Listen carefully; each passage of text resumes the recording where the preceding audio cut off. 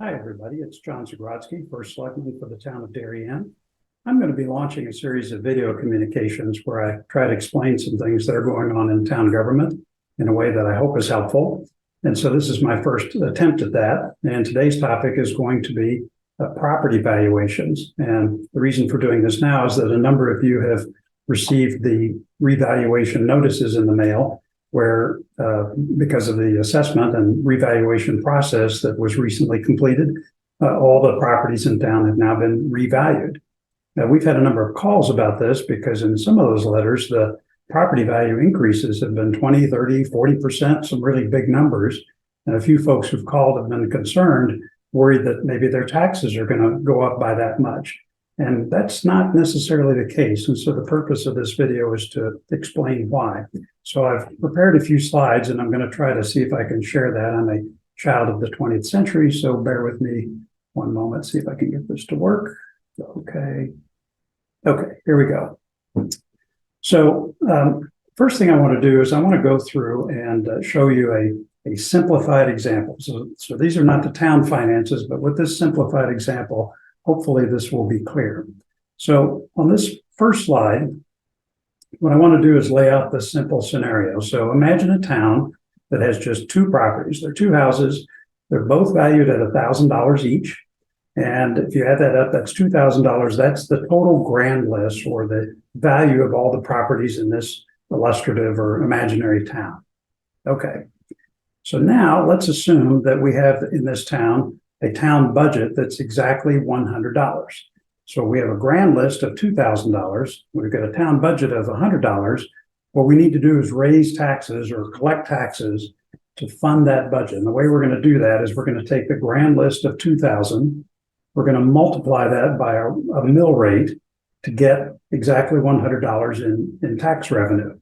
And so just simple math says that for a $2,000 grand list, you got to multiply that by 0.05 to raise taxes or collect taxes of $100. And so you can see in this slide down at the bottom that if we have that, you've got these two houses, they're both assessed at $1,000.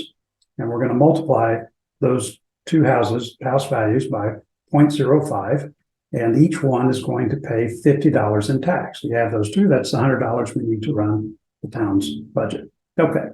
So now let's look at a scenario. So in this first scenario, the first thing to keep in mind in all these examples, I'm just keeping town spending flat at $100 so that I can illustrate how all this works. So now in this scenario, let's say that the grand list doubles, right?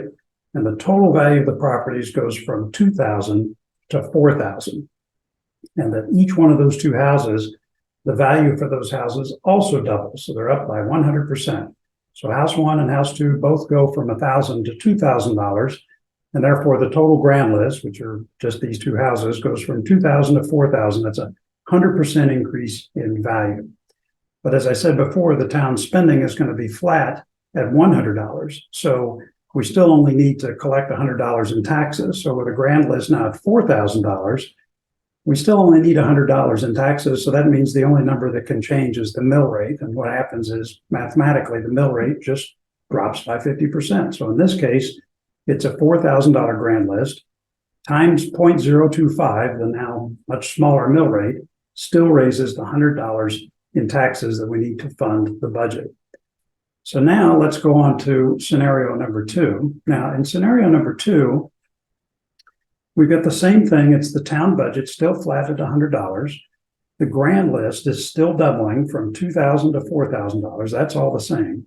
But the key difference here is that the two houses have different value increases. So the house number one has an old value of $1,000, and it goes up by just 50% to $1,500.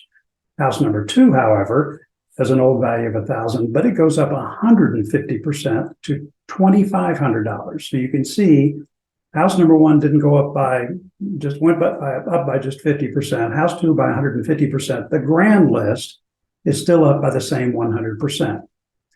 And because the grand list is sitting at 4,000 and we still only need to raise $100 in taxes, the overall mill rate is still 0.025.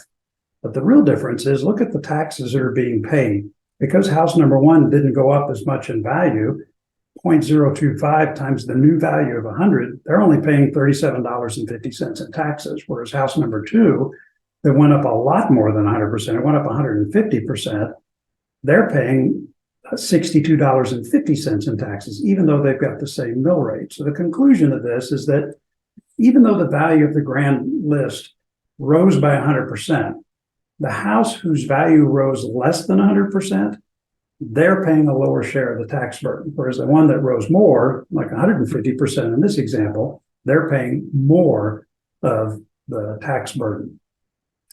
So the bottom line of all this is that when you get your tax notice, the most important thing is not the percentage increase that you receive, but it's the percentage increase relative to the percentage increase in the overall grand list. Now, for this year's valuation, the grand list in Darien went up 29%.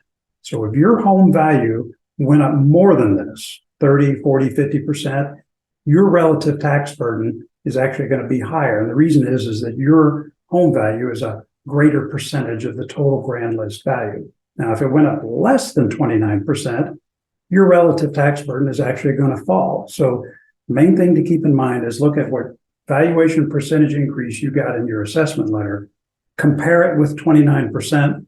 If it's more than 29%, you'll pay a little bit more. If it's less than 29%, you're going to pay less. And I say that in a relative sense, right? Because ultimately your tax bill is going to depend on how much next year's budget goes up, and it's not going to be zero, I can assure you. So there's other complicating factors, but the purpose of this was just to illustrate and to communicate that the most important thing is not how much your valuation went up, but how much it went up relative to the total value increase in the grand list.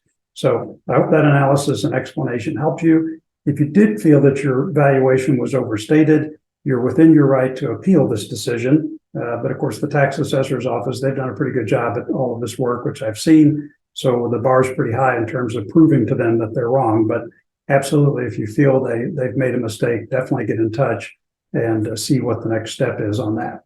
So again, I appreciate all of you listening. If you have any questions, please call the tax assessor's office. My name and contact information is on the town website. You're welcome to drop me a note anytime.